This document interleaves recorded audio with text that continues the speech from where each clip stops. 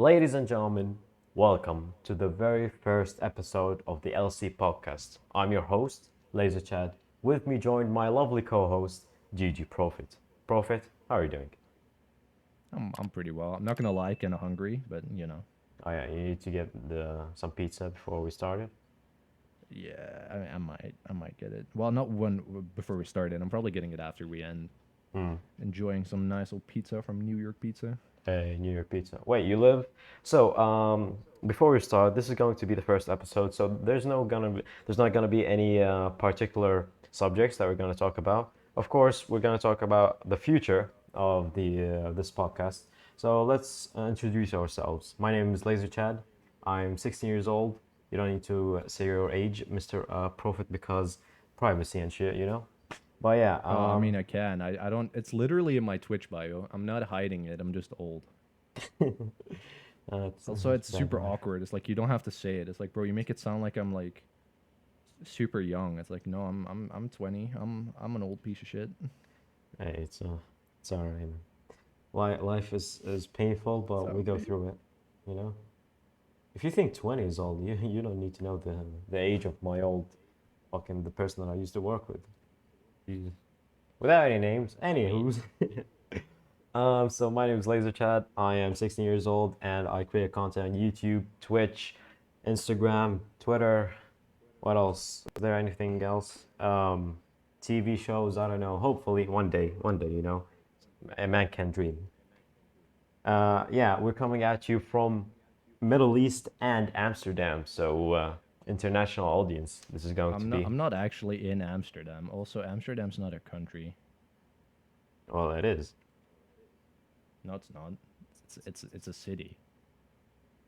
Okay, I think this is going to be our Did first. you think Amsterdam was a country? Um, I maybe. Nah. Oh my god. Wait, is it not? No, it's the capital of the Netherlands, but the Netherlands is the country. Amsterdam's just a city. Well, ladies and gentlemen, we're coming to you live from the Middle East and the Netherlands. Is this better? Yeah, we saved Yeah, ourselves, that, boys. that that's more like it. Yeah. So yeah, mostly this podcast is going to be focused on game developers. We're gonna be talking mostly about gaming shit, you know, because we like video games. We don't do anything else in our life, sadly. So we're gonna have guests from all around the content creation globe. So YouTubers, Twitch streamers, fuck, we may get some TikTokers, although they're not le- they're not legitimate like between quotations content creators. But hey, it is what it is, you know. Clout is clout, you know. I think maybe. Mm. Yeah, for sure, for sure. So yeah, so this podcast was supposed to be out like what, a couple months ago, 3 months ago, 4 months ago. Oh yeah, this But we've been planning this for a long time. yeah, this was being planned for a really long while. But hey, at least it's finally out. We're finally recording the first podcast. It's just this Mr. Prophet wasn't like he wasn't the first choice, let's say it, for the podcast because there was supposed to be another person, as you saw if you were following us on Twitter and on Instagram. But hey, he couldn't, he wasn't able to apply for that. So Gigi Prophet just came in, swooped in smoothly, and hey, I'm glad he's the main co-host. So yeah, warm welcome. So what's gonna be our first topic? I didn't write anything for the first We episode? could talk about kind of like us coming back, what we're doing with our own content right now, right? To Well, kind of introduce ourselves further. of course. So I'm and of course. So each one of us is well, we're supposed to be in organizations. So Prophet and me were in this organization called Knights Academy Gaming. You might have heard of it if you're listening to this podcast right now, CAG. But Mr. Prophet, sadly, yeah, tell us what happened with you, Prophet. Well, I mean, you say sadly. It's not like I Yeah, had it's bad not blood sadly. with It's him. sadly for I me. still very much respect what Kag's trying to do, Yeah, and of I course. like a lot of the people in a bit, like in the org. Don't get me wrong. Mm. It's just I felt myself like okay. Background: if you are unfamiliar with Kag, they mostly deal in IO games, so like browser games, Yes. and that's good. And they're trying to cut their niche out in that, and they're pretty damn successful. I'm proud of them for that. But personally, with my own content, I started to notice that I wanted to stream more and more, which I've been doing. And then I also started noticing that streaming IO games wasn't really the move for me. Like that's not where I wanted to lie my focus. Mm-hmm. So I decided to already slowly move away from that, which in turn meant that I already felt slightly more disconnected from CAG as a whole. And then honestly, the content creators I was watching, I got really interested in this content creation team called Pride, Yes. GG Pride on GG Pride. Twitter and stuff. And I specifically, there were a couple content creators I watched on there that really like I looked up to and still do. So I wanted to basically be able to prove that my content could be as good as that. So I decided that I wanted to grind for Pride, which I'm still at this time of recording still doing. I'm sure it's gonna take a while. It's not something that's easily done. It's definitely a goal for me. Mhm. So I decided to do that, and in order to do that, I had to step down as co-founder of CAG, which I was okay with because it felt like the right move, and I still respect what they're doing. It's just it didn't feel like the direction CAG was moving was the direction I was moving in, so I decided to step away. Yeah, you didn't feel that much love for the IO games. You want to step away to your own direction, which is mostly right now Pokemon, believe it or not. It's like a very Yeah, enjoyable I game. stream. I stream a lot of emulation stuff. My favorite stuff inside of the emulation is probably Pokemon. Not gonna lie. Mm. I would say I'm definitely a variety streamer though, because my last couple streams have, for instance, been on like Battlefield games because I've just really been feeling them. But yeah, I definitely try to incorporate emulation in there quite a bit because it's something that's like close to me and that I really like doing. So Speaking of Battlefield, did you see the new game that they're gonna release this Christmas? I did, and I'm pretty not gonna lie, pretty hyped for it. It looked pretty damn good. I mean, Like what's it called? Like Battlefield 2043, 2042, right? 2042, Is it yeah, yeah. 43? I think it has more than one dimension. No, not dimension. So like more than one timeline. So in the game, I think you can play like in the Oh, future and in the past. that'd be pretty cool. I feel like the only thing I really saw that stood out to me from it, like it looks like a great game. Don't get me wrong. Yeah. It is. I think they called in like a vehicle, and the HUD, like the interface, looked really really cool. So it definitely definitely got my attention. I would be very, very impressed if the same exact graphics that we saw from the gameplay, announcement trailer is like the exact same when you play it, at least on the newer consoles and on PC. So that's of course exception like the PS4, Xbox One, because they're like all, believe it or not, they're old gen now. But yeah, if it just looked the exact same as the trailer, that would be very impressive. That's a way higher jump for like gamings in the future, especially Well, you first say person that, shooter.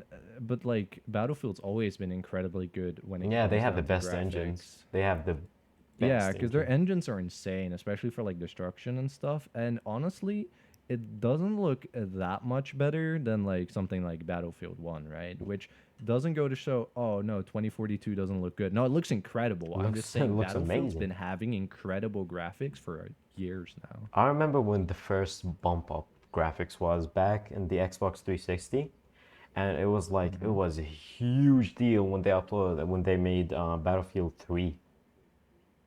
So they were comparing Battlefield 3 with Call of Duty Ghosts, if I'm not wrong. So like both of these games were Oh, like the next gen game for like the PS4 and the Xbox One back in 2013. So they were but comparing them. Battlefield 3 came out way before Ghost, didn't it? Wait, I'm going to quickly fact check this. Yeah. That's a weird comparison. I will say, I think BF3 looked the same, if not better than Ghost. But I want to say that Call of Duty Ghost came out like at least a couple years later, because Battlefield 3 is pretty old. Is it 2012, 2011, 2012? So yeah, BF3 was 2011.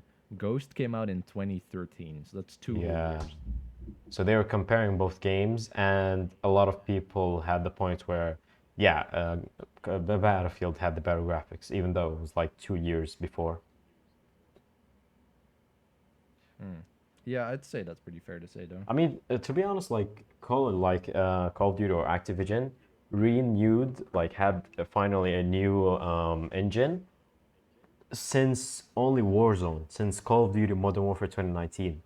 That was the only before that, since like Call of Duty Black Ops 1, or even like yeah, Call of Duty Modern Warfare 1, the original 2007 until Yeah. 2018, they were running on the same engine, just better assets and better Yeah, that's graphics. that's insane. I mean, the thing with COD though is I feel like COD's never been about graphics. Now it's starting to slowly get there, Yeah. but before that, it was definitely way more about gameplay and just the fast gameplay, and it always had that going forward. Whereas like Battlefield was much more of an acquired taste. Yeah, Battlefield was a slow paced, at least you can say that. Like more tactical, you can Yeah, say that. exactly. Yeah. For sure, for sure. I mean, it's moving away from that. I feel like with every entry, it's getting more and more towards the arcadey shooter, in a similar vein to Call of Duty, which I honestly think is like not the worst move Hmm. because I feel like that is what like attracts audiences and it makes it more suited for a general And audience. you can always add a competitive mode to the game. Yeah, you could for sure. But I feel like classics like Counter Strike, I guess Valorant is now considered a fucking classic because a lot of people are moving from Counter Strike to Valorant, from Overwatch to Valorant. Because a lot of people say it's just like Overwatch 1, 2.0 Valorant right now due to all the I guess updates and it's the definitely characters. more leaning towards CS because Overwatch is, at least in my opinion, a pretty arcadey shooter Yeah, when you like really dissect it. Overwatch reminds me of Whereas Quake so much. yeah, I guess. I mean, they're both can be arena shooters. I just think Overwatch is slightly different though. But yeah, definitely for sure. But like, they're a lot more of that arcadey feeling, where something like Valorant's definitely more leaning towards CS with tactical shooter. Yeah. Having said that, it's a different kind of tactical shooter than, once again, bringing it back to like the Battlefield thing, than a Battlefield, because Battlefield's more like bigger maps tactical shooter in that way, whereas like um something like Valorant and CS is definitely still on smaller maps. So even though rounds can take a while and they're pretty strategic, it almost feels faster because you're not just running all over the place and like having to deal with people who are hundreds of meters away. It's very like up and close. Oh, dude, I remember when people started comparing Overwatch with Team Fortress 2 back in 2016. They were like, hey, Yeah, but that's both these games have characters. Both these games have like multiple modes. Both these games have like characters with like how can I say this? Unique with characters like at least unique each one. abilities. Yeah, Yeah, yeah. Like it's each one had their honestly it's background a story. fair. I think it's a fair comparison. Yeah. Although Team Fortress 2 is what, 2007, 2008?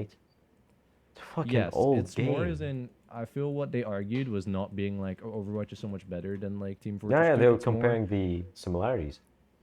yeah, because I think it's true. I think that Team Fortress 2 is essentially the granddaddy of all hero shooters. So that includes Overwatch, that includes Paladins, that includes I saw a tweet uh, the other day. Battleborn, which I think like failed horribly, but like Uh, technically it includes that.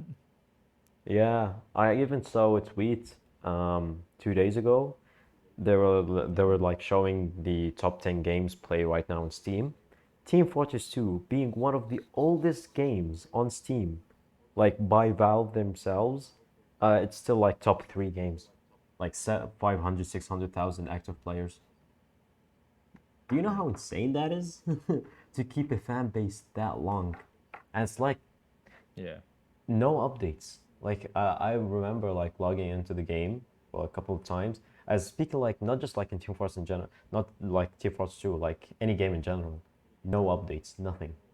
Because it has enough content. It has content that can be split up into like 3 to 4 games, like unique 4 games, AAA titles. Yeah. So it's very Hmm. impressive compared to its time back in 2007. Oh, for sure. I Mm. mean, it's still played today a lot, right? Yeah, It's still one of the most popular games, I believe, yeah, which is top like three, crazy to top think three about. most played games on Steam right now with like 600,000 players. Yeah, it's insane. I mean, similar thing I'd say is something like Dota, right? Yeah, Dota's the Which top obviously played game not a right now. shooter, but it's also like free to play. It's been around for like years and years, and it's so popular. I think I predict in the future, might not really happen, but like as we saw Warzone, Call of Duty Warzone, and Call of Duty Mobile, and we also Hmm. saw Halo Infinite being getting free. Did you know that Halo Infinite is gonna be free? Yeah, I know. I know. I'm pretty hyped for that. Unfortunately, the release is what, like next year, I think it's on early holiday. next year, I think. Yeah, yeah. I th- Holiday. Not the holiday. The yeah, January. I think January 2021. that is going to be the Mm. release date. Yeah. But yeah, speaking of free to play, I think Call of Duty and Battlefield are also gonna take like that direction more and more because as you can see, the top 10 most played games on Steam right now, seven of them are free to play, and the other I games are don't know if they will. I agree that it'd be kind of a smart move. I don't know about Battlefield because the next Battlefield's actually the complete opposite because you're getting no campaign, you're just getting multiplayer and you're paying about $70 for it. So they're going the opposite direction. way. COD I also don't know. Yeah, because it's not free to play and like you're getting no campaign, it's just multiplayer from what I've heard. Mm-hmm. And then I think the people who reported on that were like Inside Gaming or something, who I'm sure got it from a source like Kotaku or something like that. I didn't look too much into it. I just saw the headline. The other thing Wait, I is, I don't know if Call of Duty would do it because of the fact that COD doesn't lower their game prices. Like, even today, if you want to buy Black Ops 2, a game from what, yeah, from years 2012, ago. I think, right? Yeah, they don't lower the prices. Sorry, I'm just quickly looking up BO2 when it did actually release. Yeah, a game from November 12th, 2012, 9 Yeah, years old.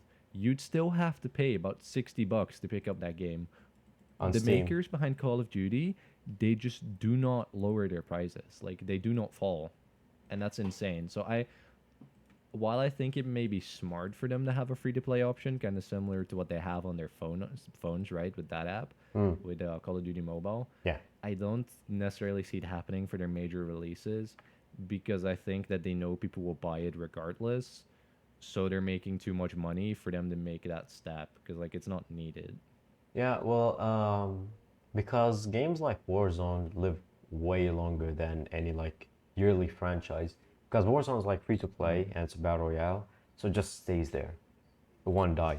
Yeah, but it's also a difference because the thing with BRs is, Battle and royale, there's yeah. where kind of market comes in, right? Is Mm. that most BRs are free to play, and so we see that they have to adjust to the market format. Because if anything, if Except most like BRs nowadays are free to play due to like Fortnite and stuff, because PUBG isn't. PUBG PUBG's is in, yeah. big, but PUBG got in extremely early, so it makes sense, right? And I think that's also slowly dying off outside of player bases, and I think like Asia, I think it's like incredibly big there.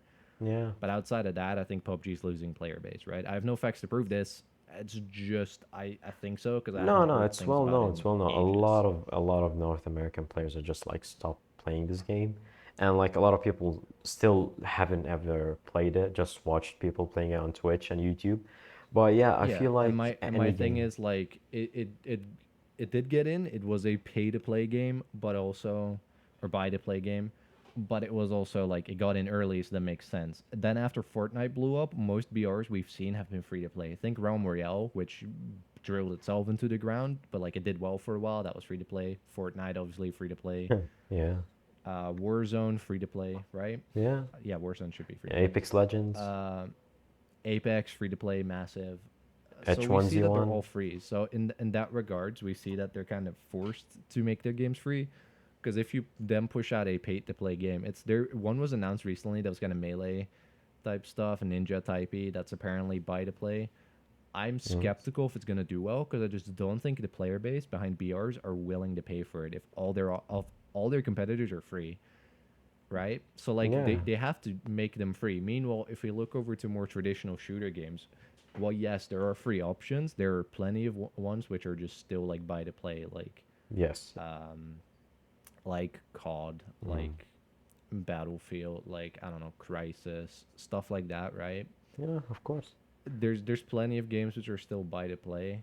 Yeah. So in the end, I don't think they're forced to make the same adjustments. So if they suddenly make their entire game like free, it's definitely different. Additionally, like yeah, Halo is going free, which I think has more to do with like kind of Microsoft and how they're trying to push like Game Pass and shit on PC and cross compatibility. They want as many people on as possible to get the hype. But then their story, for instance, is not free, so it's just multiplayer. And I think that makes sense. Hmm. And I think that might change the landscape, but I don't know how many companies will actually follow suit or feel pressured to, as long as there are still other alternatives that are selling well enough. Yeah. Well, speaking of free to play, I noticed that a lot of games are going free to play and depending on subscriptions. So, a lot of most games that are being released right now come with the battle pass instead of Mm-hmm. DLCs, instead of paid DLCs. So yeah, Call of Duty Activision took this direction since 2019. So all the DLC, all the special maps, all the special guns are free, but everything else, like skins, emotes, and everything, they're all in a battle pass, and so you need to earn them, not just like straight up DLC. Remember the chaos from Yeah. Call of Duty Black Ops 3 and Infinite Warfare, where you had to like pay what 30, 40 um, boxes, mystery boxes, so you can get that one gun, and the chances were like super I low. Yeah, when this was like in the heyday of like loot boxes and Nah, how like ape crappy they went. Yeah, I remember that. a lot I of other didn't play it at the games. time myself, but I definitely heard a lot of complaints about it. Similar with like Battlefront 2, that was apparently like super pay to play. Yeah, I do a lot think of them. this change like is one of the another indicator that we're moving towards gaming as a service instead of like you buy you keep. It's more like gaming as a service. So like Yeah. battle passes as well. They're like, hey, it's a free to play game, but you buy the battle pass for additional challenges, and that way you're like lured into spending potentially more money than they would make off you if you just bought the game. Yeah, you'd be So they give you a like, free game, and then they push out like once a year a battle pass. It's like I don't know, like 30, $40, sometimes even 60, right? jeez, And then you essentially pay the full price of the game and even every paying year, more. so they make a lot more money off you. Yeah. Yeah, And especially because when you buy the battle pass, you are given the choice to finish the battle pass early. So what thousands of people pay that, thousands of people spend that money. And it's like yeah. at least I think of it as oh shit. At least I think of it as they're giving you a choice. So they'll be like, yeah, here's the raw game. Here's free to play. If you want to spend, do that. If you don't want to, hey, it's all good. But Uh, yeah, it's because kind of. It's everything. definitely pressuring you towards spending the money, but I get what you're saying, and I don't disagree. And it's nice because they do make it like free to play as well Yeah, in the big but they push regards, all the right? cool stuff, all the good stuff of the game, all the good content in the battle pass. So you'd be like, well, it's decent. The raw game is Right. decent, but like everything better is right over there behind the paywall. So Yeah, that describes my feelings about it very accurately because it's basically just like, well, the whole thing's like good and decent, and you get a but game, but if you but it can really be want to better. experience all the benefits and all the nice things, Yeah, you have to pay, right? yeah. But that leaves me curious. How do you feel about kind of the gaming market moving towards more gaming as a service instead of just like what we used to have back in the day, right? Where it's like you buy a game, you keep it, that's it. Well, of course, it's more modern. People finding more ways to keep a straight income, so they don't want like a single income, single wave of income. Mm-hmm. As the good old days, you just buy the game, like millions of dollars come in, and then they go. So they're trying to keep like the money stream coming in, so they can release more games, release more, employee more Well, people. But yeah, I'm of course like losing a lot of benefits. So yeah, you get the game, but it's like fully completed, no issues. A lot of these decisions right now they release like that's my half. problem. I kind of don't think that's actually what happens because with gaming as a service, you don't get a game that's completed. A lot of the Yeah, times we of see developers course. pushing out products that haven't been Biggest really finished example, yet, right? Like biggest they're not that example, they should be or could be. the biggest We example is additionally see like a lot of times because you say are they pushing out new games? I don't think that's true. I think with gaming as a service, because it kind of depends on that longevity of games, we actually see less and less releases because people just tend to be like, oh, we have like 3 years of this game because there's 3 seasons, and then they might push out the oh sequel that's yeah, good essentially the idea, same game just with new fancy good idea. layer of Yeah. paint. And I think it kind of moves away from like creativity and diversity in the gaming scene because this mostly applies to multiplayer games, not so much to single player. Yeah, it's because everything is right now like fully online, fully support online. But Mm. yeah, the biggest example is Cyberpunk 77. That was a mess. That Yeah. was a huge Yeah, mess. I don't think that was gaming as a service, but Yeah, holy crap, that's that that's the release was main issue. butchered. That was not good. That like that's the main issue. It wasn't even like one of the cliche games that are right now. Like yeah, here's the game, and then we're gonna update it later, and then we're gonna put seasons. No, it was they had 7 years, and it was just like the good old days. You buy the game, you keep it. It's a story game, not even multiplayer in the game, Mm-hmm. and it was a mess. So hey, at the end of the day, I think it depends on who's behind the team of For developing, sure. who's behind the game, who's the person developing. Because uh, both ways you can make a good game, like as a service or as a one-time pay-to-play. But yeah. And this also doesn't apply to the entire gaming market, right? Because a noticeable exception that I can think that was in the last couple of years, two games which were phenomenal, Hmm. even though they were console exclusives, were Spider-Man PS4 and God of War. Yes, yes, those were amazing. I played God of War, and trust me, if you want a good game to play, there you go. Also Red Dead Redemption I'm 2. jealous. I don't. Yes, Red Dead, Red Dead Redemption. absolutely. Red Dead I'm actually Redemption 2, playing it right now. absolutely. I'm actually playing the store right now. It's amazing. Yeah. And it's like it's from the same years. It came out with Fortnite the same year. So yeah. And I've not played it yet, but that's definitely on my list. In regards to God of War and like Spider-Man, man, I don't own a PS4 and I feel really missed out on those titles because they are phenomenal. I've just not been able to play it because they're console exclusives. Yeah, I won my PS4 from fucking Mountain Dew. I didn't even buy mine. So that was amazing. But hey, we'll talk You more say about. you won it? Yeah, so they had a giveaway on Twitter. Not Twitter, sorry, Instagram. You know the fake giveaways Yeah. where tag your friend and like the post and then you'll win. So I was like, you know what? Yeah, yeah. Fuck it. I'm just gonna add my name, just gonna tag one of my friends and hey, it's all good. 2 weeks later, I get a phone call. Yo, you want a you want a PS4 from Mountain Dew? Oh Congratulations. my god, And dude. I was That's like, actually fucking nice. I was like, holy shit. And I didn't even need the PS4, but it was a nice touch because a lot of my friends play on PS5 right now. So Mhm. there's you can play with PS4, PS5 right now in the same party, which is a nice touch. Oh, you can? Yeah, so you don't need to That's own a pretty good. PS5, so that was pretty nice. And you can play I the same feel that games. at the moment, PS5 is one of the. I feel like this happens with a lot of consoles. By the way, Hmm. they're one of the most wanted, but also one of the most useless things to have right Yeah, now. Because because like you get a PS5, PS4, right? exact What are same. you gonna play on it? Yeah, it's like there's no PS5 exclusives. There's Like no games. There's no games anything that you can play on the PS5, you can play exactly the same on PS4, but this one has 60 on FPS PS4 and the other one or has PC or 120. like. There's been like one or two games I think that have been like releasing on PS5 and that's it, right? Yeah, That's like, oh, that's incredible. And then a bunch of announcements. And then the crazy thing is, no one can get their hands on a PS5 anymore Yeah. because they're sold out everywhere. because they made fucking 50 copies. They didn't make And any. it reminds me so much of like Switch when it launched, right? Yeah. Except with the Switch, I guess because they know very good games are coming to it, which is similar with the Switch. Because I was gonna say, 'Cause like, it's with the Switch, you Nintendo. knew it was Nintendo, Yeah, so there's Nintendo. gonna be banger games on there, but it's still impossible to find. Like, you're overpaying so much. Yeah, Nintendo Switches are pretty expensive. But Oh yeah. yeah, they are. Yeah, this is going to be our conclusion to the first episode. Yeah, so this is going to be a shorter episode than the other because it's the first one. We're just getting started. And as you can see, we can diverse to other conversations, to other topics. But I'm glad you joined us. If you listened to us fully, follow us on Twitter, follow us on Instagram, and I'll leave Profit's socials and my own in the description if you're watching this on YouTube. If you're watching this on Spotify or Apple Music, then good for you.